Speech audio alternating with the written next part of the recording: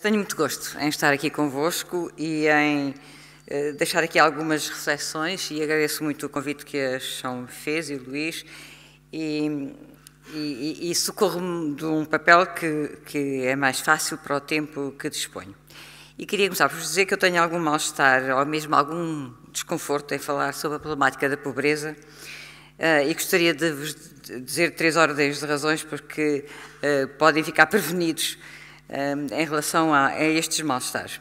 Por um lado, a omnipresença do tema ao nível dos discursos incomoda-me, pois é inversamente proporcional à preocupação pela ação. Veja-se o binómio europeu sobre a competitividade e coesão, onde a primeira dimensão abafa completamente a segunda. Em segundo lugar, há um desconforto em falar, porque falar é de alguma forma banalizar, tornar trivial um problema social grave e profundo. E, finalmente, interrogo-me sobre o que é que posso dizer em 15 minutos, porque, de alguma forma, já tudo se disse sobre os conceitos de pobreza relativa, pobreza absoluta, limiares de pobreza, rendimento mínimo, etc. Os números que quantificam a pobreza são abundantes e assim que posso eu acrescentar a um discurso tão cheio de estatísticas e de conceitos que todos vocês conhecem. Se me sinto incomodada, porque é que estou aqui? Porque, de facto, a pobreza não é uma invenção. Existe com dramáticas consequências pessoais, sociais, económicas, políticas. Porque acho que falar vale a pena se for para pensar, melhorar a nossa capacidade de intervir face à lógica de uma sociedade que gera cada vez mais vulnerabilidades. Assim, o que me proponho pensar alto, com os presentes, é sobre a forma como coloco hoje a problemática da pobreza a partir de algumas pesquisas do nosso Centro de Estudos, e são 3 as dimensões a aprofundar. Em primeiro lugar, considerar que o problema está mal colocado. A pobreza não é um problema individual, é um problema civilizacional deste modelo social. É um problema de desenvolvimento, pelo que a sua erradicação exige a ação sobre dimensões societárias e também capacidades individuais. Em segundo lugar, na sociedade atual seria preferível substituir o conceito de pobreza pelo de vulnerabilidade, porque a pobreza não é um estado irreversível, mas o tropeçar em vulnerabilidades, quer individuais, quer societais, que podem acontecer a qualquer um de nós. E uma terceira dimensão interroga os impactos da pobreza nos indivíduos. Porquê é que os pobres não se revoltam? Porquê é que não se organizam e não têm porta-vozes diretos? Os sindicatos, as comissões de bairro, as associações de jovens e de mulheres falam de si e dos seus problemas.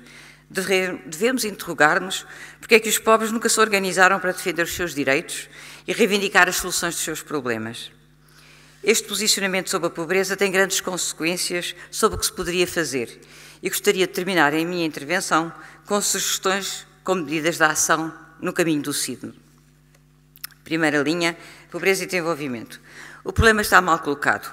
A pobreza não é um problema individual, é de facto um problema societal. Para abreviar de uma longa história de intervenção sobre a pobreza, onde a Igreja teve uma presença ímpar, salienta-se que os olhares foram mudando ao longo do tempo, dando origem a diferentes prioridades nas formas de intervenção e chegamos ao final do século XX com discursos sobre a pobreza que tendem a polarizar as explicações sobre a causalidade de tão complexo fenómeno. Para uns, a culpa é dos pobres, pois, sendo culturalmente deficientes, não conseguem ou não querem aproveitar as oportunidades que lhes são dadas. Pressupõe-se assim que é preciso mudar atitudes, que os pobres são quadros brancos, onde é possível escrever valores e formas de comportamento.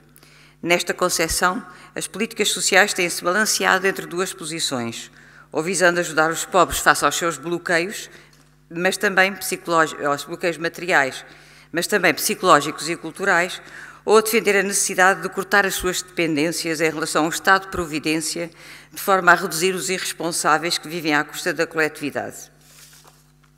Uma outra explicação da pobreza culpa o sistema, considerando que a sociedade gera dificuldades e marginaliza franjas da população. Pressupõe-se a força omnipresente, esmagadora e determinante do sistema sobre os atores, vítimas frágeis e desculpabilizantes.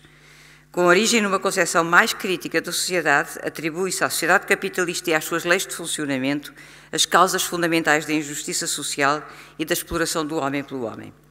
Face às políticas sociais, tem-se uma posição ambígua, pois se por um lado são entendidas como paliativos escamoteadores das formas de exploração subjacentes ao funcionamento societal, por outro lado, as políticas sociais são entendidas como resultado das lutas dos trabalhadores. A crise súbita dos anos 70, quando se acreditava que íamos no melhor dos mundos, faz acordar com sobressalto para a persistência e reforço da pobreza e dos grupos pobres. O modelo de desenvolvimento está hoje em reformulação porque a humanidade está a descobrir que vivemos numa aldeia global e tudo se encontra relacionado, desde a fome em África ao desenvolvimento dos fundamentalismos, às lutas étnicas nos países de leste, etc. Esta crise generaliza as situações de pobreza no caso da Europa, sobretudo nos países do Sul.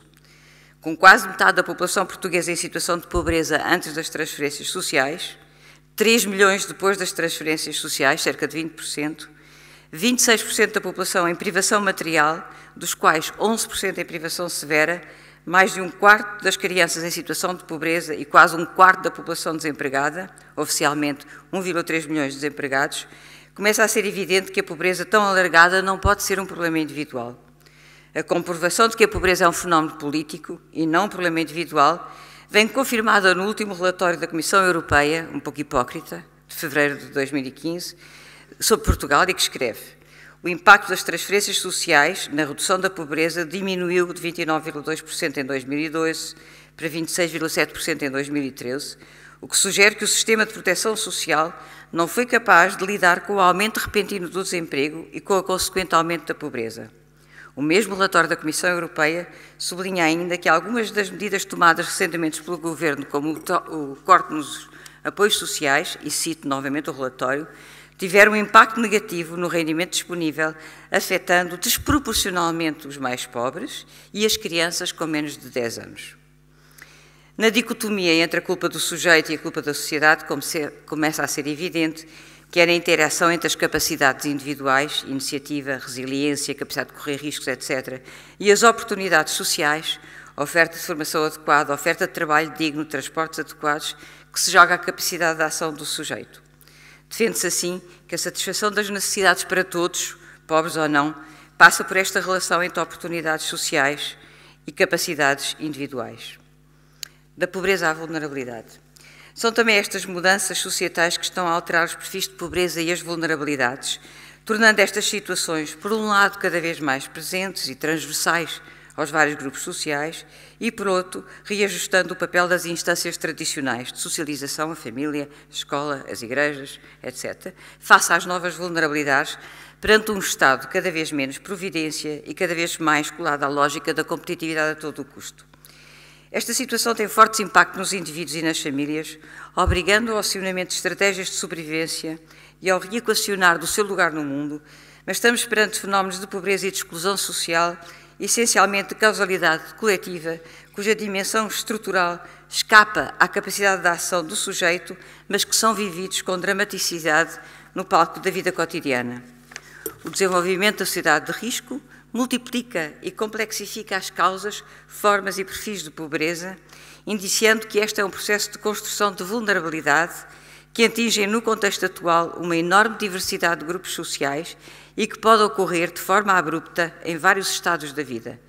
Desemprego, doença, rupturas familiares, etc., parecem explicar uma parte significativa da situação de necessidade e de apoio social. Esta crise, ao trazer os novos pobres, com o alargamento das dificuldades às classes médias, traz consigo um grande susto, é que os pobres poderemos ser nós. A instabilidade é sentida como uma crise de oportunidades, de valores e de expectativas e, sobretudo, de confiança no país e nos outros. Para a maioria de nós, não se trata apenas de uma súbita mudança de rumo das nossas vidas, mas de uma quebra de expectativas que assentavam num percurso esforçado de mobilidade social inacabada. Neste sentido, parece evidente, pelo menos para alguns, que a pobreza não emerge como um estádio permanente, mas como um processo de múltiplas facetas na sua gênese, temporalidade e manifestação.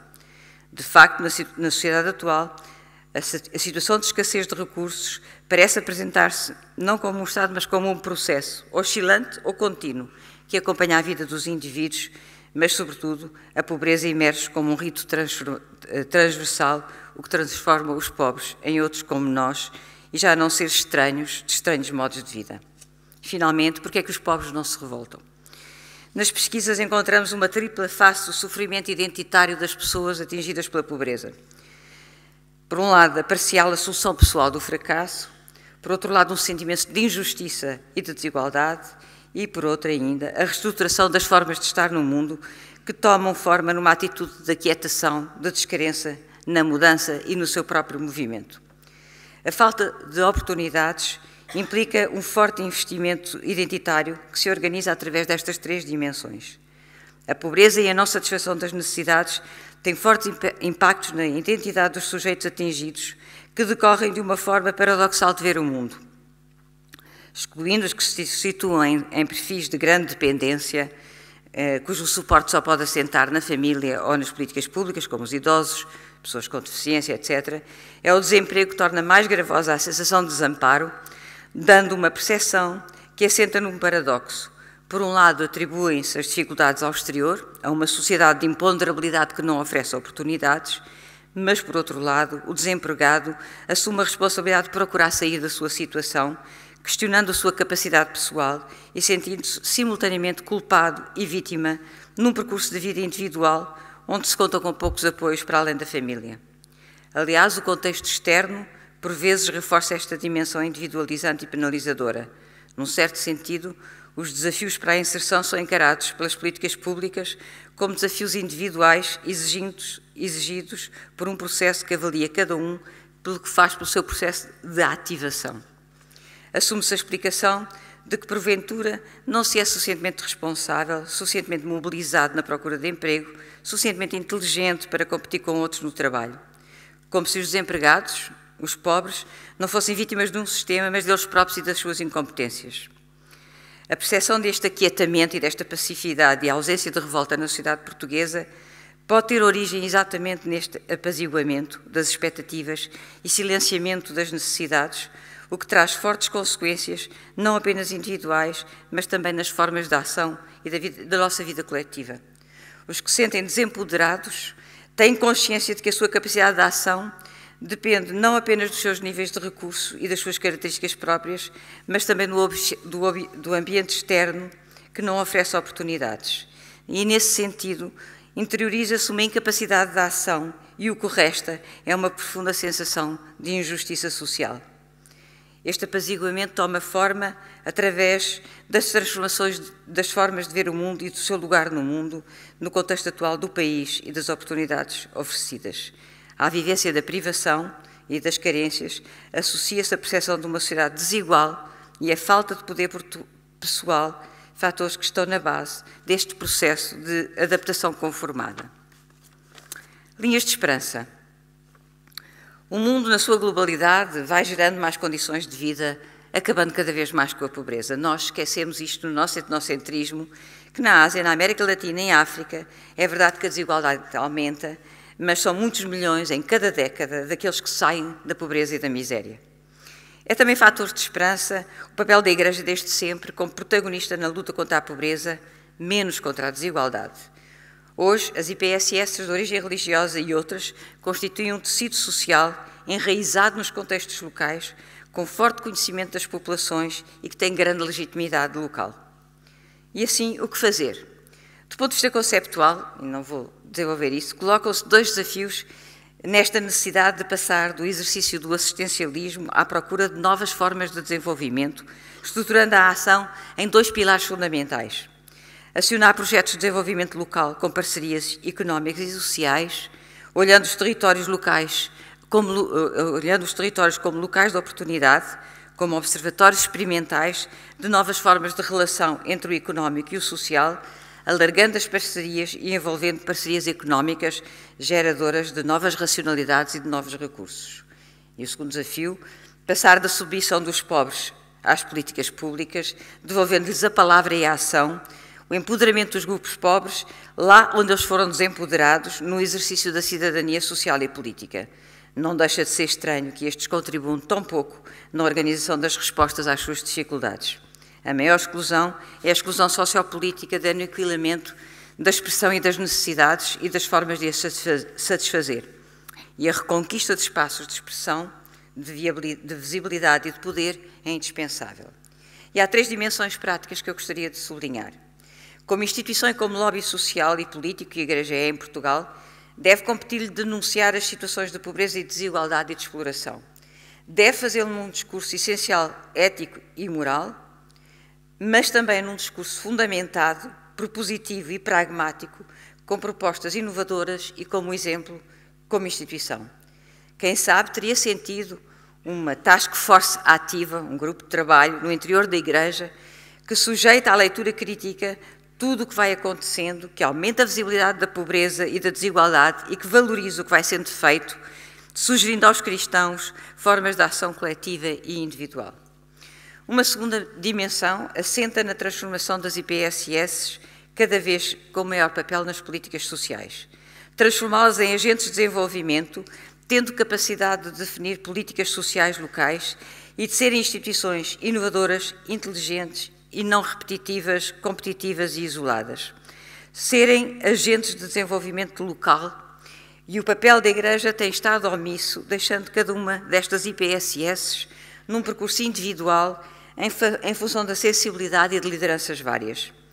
Ora, a formação de dirigentes e técnicos para os novos desafios, a organização de workshops de inovação e disseminação de boas práticas aos diversos níveis são ações possíveis de imediato. Mas ainda levo muito a sério a responsabilidade individual e gostava de apelar a cada um de nós, sobretudo àqueles que têm responsabilidade na gestão de pessoas e na criação de valor, e a Igreja tem muitos cristãos em lugares-chave. Dar exemplo da responsabilidade social na gestão de serviços e empresas, com a dignificação do salário e trabalho dignos, já tivemos aqui uma apresentação que mostra bem a degradação destas condições.